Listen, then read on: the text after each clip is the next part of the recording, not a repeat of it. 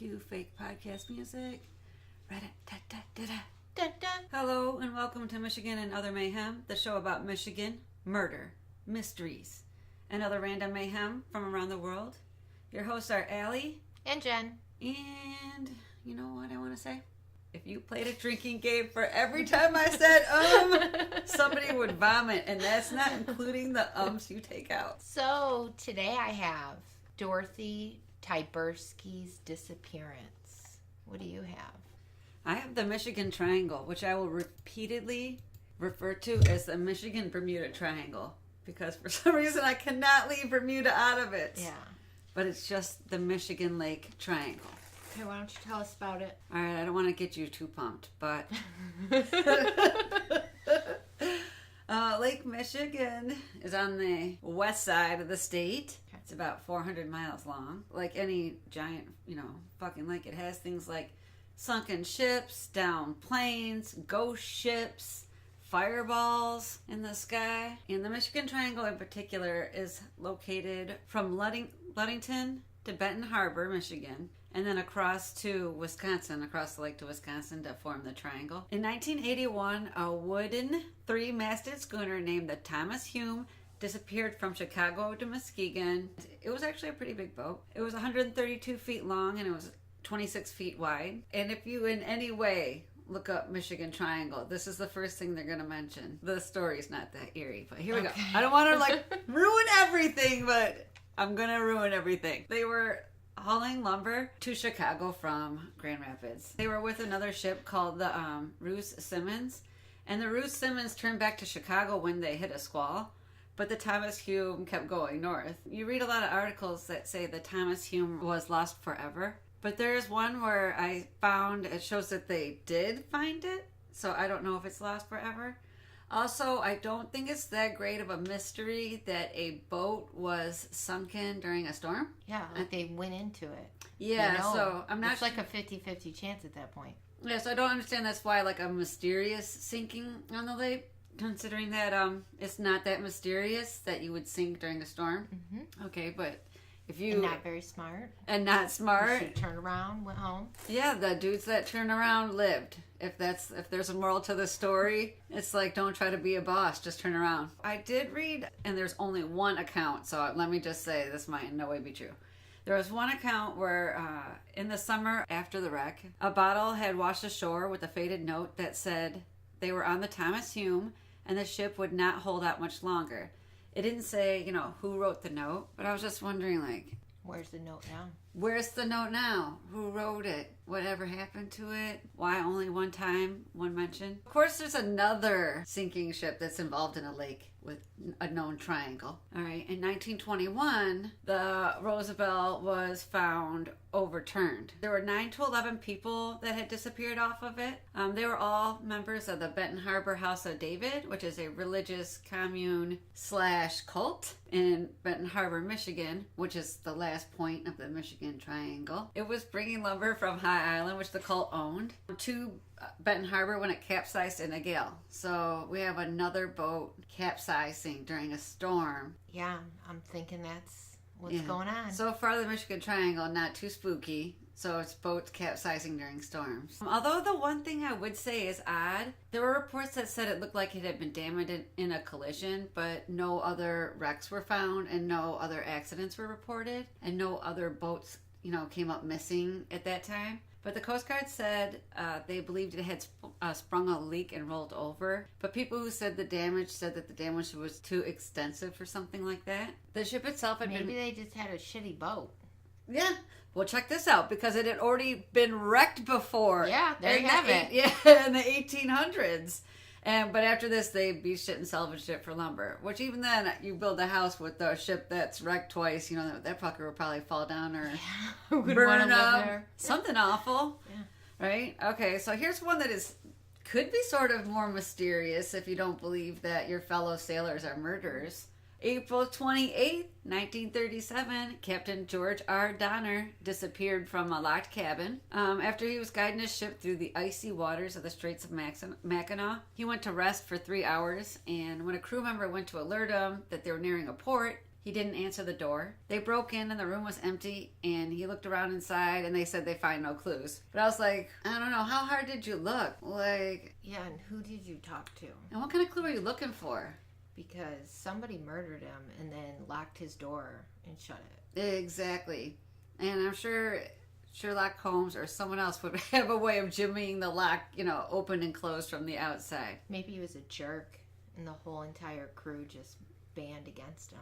That's true. Murdered him, threw him overboard. Yeah. Or nobody's paying attention. One dude throws him over and they just sail on. Hey, day is done. Everybody, what happened? We don't know. We didn't see anything. Mm-hmm. Yeah, that could have been that way.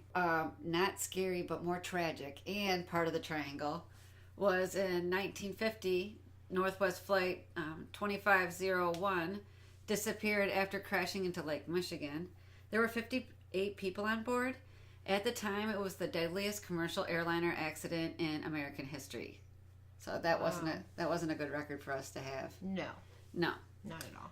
So the plane's never been found. The lake is big, but Lake Michigan's not the biggest. But I guess it's never been found. The plane fell from radar range after the pilot requested a descent to about, I can't remember. So I either wrote 25,000 or 2,500.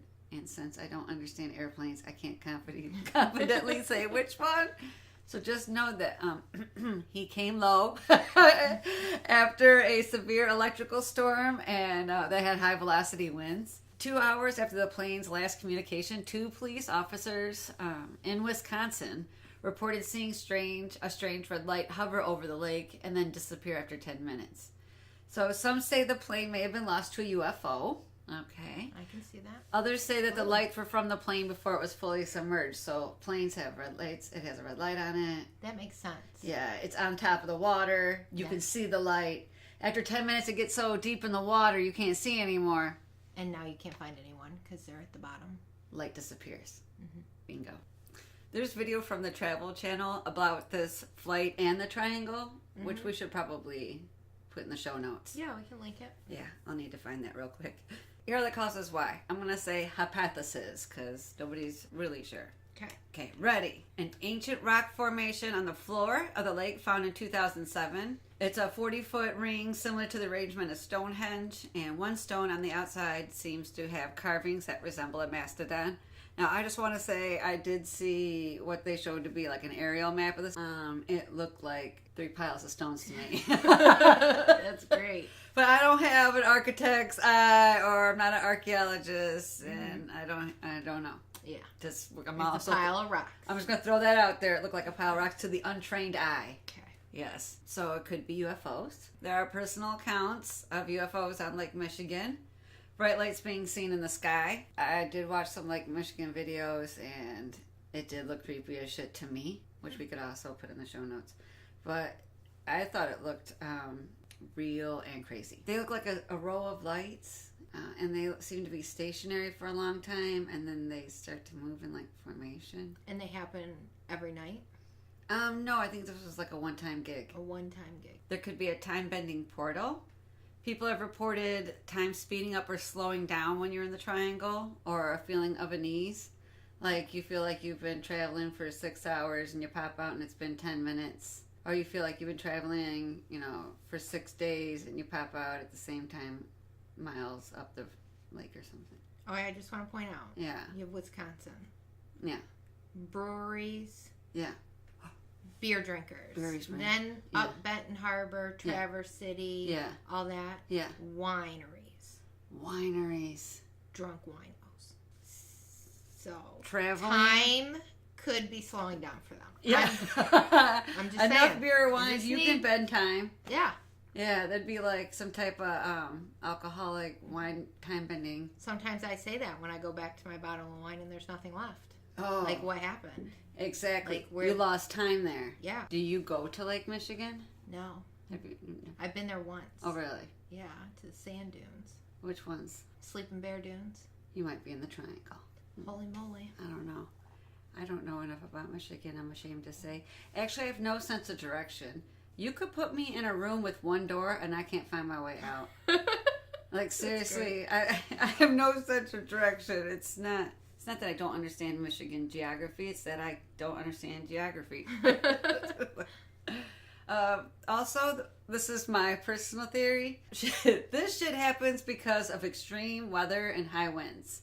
We can have 75-mile-per-hour winds out on the lake. That's actual fucking waves. Yeah, that's crazy. Yeah, and lightning, throw that on, some hail, maybe some, Also, here's some weird shit that's gone down on the lake, though. In 1919, people in Michigan, Illinois, and Indiana saw a bright light in the sky over southern Lake Michigan. 2 large balls of fire fell into the lake, exploding on impact. And after that, there was a deep, prolonged rumbling, and there were earthquakes.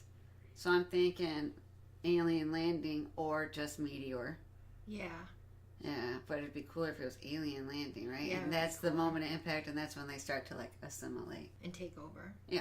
So, I'm thinking... Yeah. Just bad decisions. Bad decisions. Yeah. People being lost. Yeah. Bad decisions. Should have went home. Yeah, turned around. Go home. Yeah.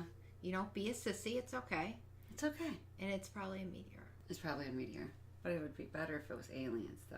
I understand what it probably is. But I also know what it would be better. Yeah.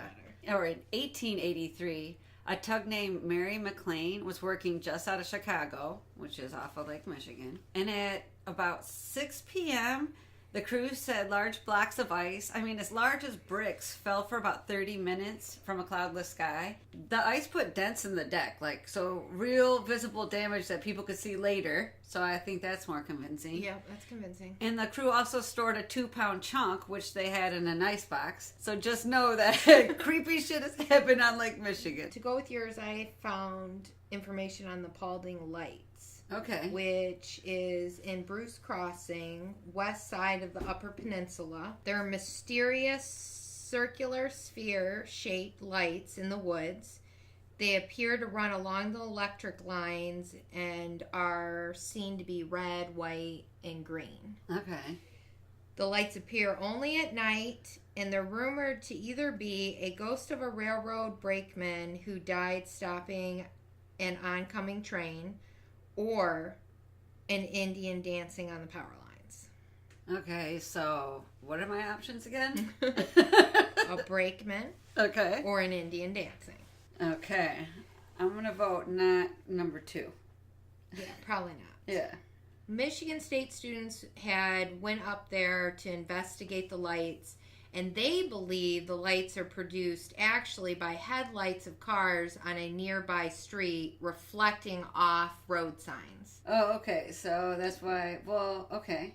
So what about, that's white. Oh, that's green. That's red. Oh, I see. That's all the colors. I'm like, red brake lights, white headlights, and the green from the exit signs or whatever. Maybe. Something. Yeah. That's very crazy. I have Dorothy Tyberski Disappearance. Dun, dun, dun, dun. She disappeared? She disappeared at the age of 37 in 1985. Oh, man. Let's take it back to the 80s. She's probably had big hair. Yeah. Probably curled back, a little bit down in the front. Probably crazy, crazy times. Yeah, crazy times. So Dorothy's husband reported her missing. The police investigated and they couldn't solve the mystery. So the case went cold until 1989. Okay, what happened? One of their daughters said to have had repeated nightmares about her mother being in a place she couldn't move. She remembered the freezer in their home had not been used since her mother's death because no one could locate the key. It just all of a sudden went up missing. Okay. She decided to break into the freezer and check out what was inside. What she found was her mother's body. Okay, so let me get this right. This is years later, right? Years later. She keeps having nightmares about her mom being in a place that she can't move. Yep. And it makes her think about the freezer. Yep. That's right. And she realizes nobody's been in the freezer because they can't find the key. Yep. And she finally just says, fuck it, I'm going to break the lock. Yep, I'm going to pry it open. I'm going to take a look-see. So she takes a look-see all on her own? Yep, all on her own. She's by herself? She's by herself right here in the basement. Opens it up. There's her mother's frozen body. Does her dad still live there? Her dad lives there, and she has a sister, age 16. She's upstairs in the house. The 16-year-old is? Yeah, when she opens it, her father's not there. And how old is she? Do we know? She's in her 20s. Okay. I believe she was in her 20s. She was a student at Michigan State University at the time. Oh, okay.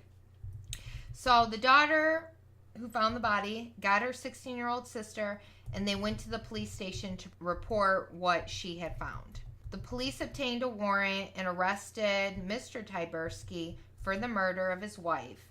He did admit to killing his wife during an argument and keeping the body in the freezer because he didn't want to part with his wife. Okay, so he got into a fight and killed her. Mm-hmm. But he loved her so much, he wanted to keep her nearby. So he put her dead body in the freezer. Because he didn't want to part with her. Okay. Didn't want to let her go. Okay. I would say more you don't want to go to jail. It sounds more like you don't want to go to jail. Yeah. Yeah, because if you don't want to part with someone, you usually keep them alive. Yeah. That's how, yeah. So the crazy part is Mr. Tyberski was a dean of students at a high school in Detroit. Whoa. Yeah. I bet those kids just were like, did you hear about Mr. Tyberski? Yeah. He killed his wife and kept her in the freezer for years. I'm sure the school wasn't too happy about Holy this. shit, right? So Tyberski claimed he suspected his wife of having affairs with multiple men. Tensions in their Canton Township home, yep, Dun, dun, dun. you know Canton, I do know Canton. got worse when their oldest daughter's boyfriend moved in. It was claimed that Dorothy would flirt and proposition him. What? So they have a daughter. The daughter's boyfriend moves in the house. Mm-hmm. And he thinks that his wife, Dorothy, who's sleeping around, is now also trying to get Young Buck here. Yep. Ooh. Yep. Tyberski was said to have throttled his wife, slammed her head 11 times into the basement pole, and then locked her in the freezer. Okay, so throttled is a nice way of saying choke the shit out of somebody. Mm-hmm. So he choked the shit out of her and slammed her head into a pole 11 times. 11 times. A little bit of anger there. Yeah. A little pissed. angry. Yeah. A little bit of anger. Just a little. Yeah. He pled guilty to second-degree murder after his conviction was overturned on a technicality. And I could not figure out what the technicality was. You tried? I've Yeah. done that before. And he was sentenced to 10 years in prison. He was released in 1999. After he got out of prison, he lived off his school pension and actually still had a relationship with his two daughters. He has since passed away. In an article, he had stated that, he did his time and that he was, even though he was out of prison, he felt like he was still in prison because he moved to Pennsylvania, lived with his parents who were ill and had to take care of them. And I just felt like that's kind of a shitty thing to say. I just thought you might have done your time, but you did very little time for the fact that you killed another person. Yeah. And then robbed your children of their mother. And kept her in the freezer on top of the hamburgers. Oh my goodness gracious. Stuff. Yeah. Yeah, it's pretty crazy. And then you have to go take care of your parents. Like, do you know how many people have had to take care of their parents? You don't get a lot of sympathy for that one. Yeah. I think it's all messed up. That is messed The up. guy's a nutcase, and I wonder if he killed anybody else. Because if you can murder your wife, Yeah. choke her, ram her head into a pole 11 times, Yeah. live with her body in a freezer in your basement for 4 years, I'm thinking you could do other things. Oh, you know what that makes me think? Do you think the reason why he maintained a relationship with his daughters is because he's very controlling? Like, if he did beat her that bad, maybe he's the type that just had them under his control due to fear anyway. I don't think he would still have control of them. So I think maybe it's your dad or something, so you know. Kind of put up with it. Or, there people forgive. I just think if my dad, murdered my mom, I'm not forgiving him. Yeah. And I'd be afraid that he was going to murder me. Yeah. So. Well, I would think unless my mom was like a terrible person, though. If my mom was like an awful person, like maybe she was abusive to me, yeah, like I guess that would be cool with my dad murdering her. Sorry, Mom. Just saying. No. Just saying, like, I think some things can be forgiven. I don't like think if they're your good. dad But I'll would- give them yeah. credit. I mean, they're strong, Yeah, well, women. just think, like, if That's your good. dad was, like, really abusive and then your mom just capped him one day. Like, when he'd taken it too No, far. I just, no. Oh, really? No, I'd be it's like, still not right. oh shit. Oh, Jesus Oops. Christ, Allie. I'm like, Capitan. No. I'm just, Like, holy shit. it's true. No. No. Oh, dear. Okay. Okay. I was like, are you now afraid of me in the zombie apocalypse? You shouldn't be. I am going to be.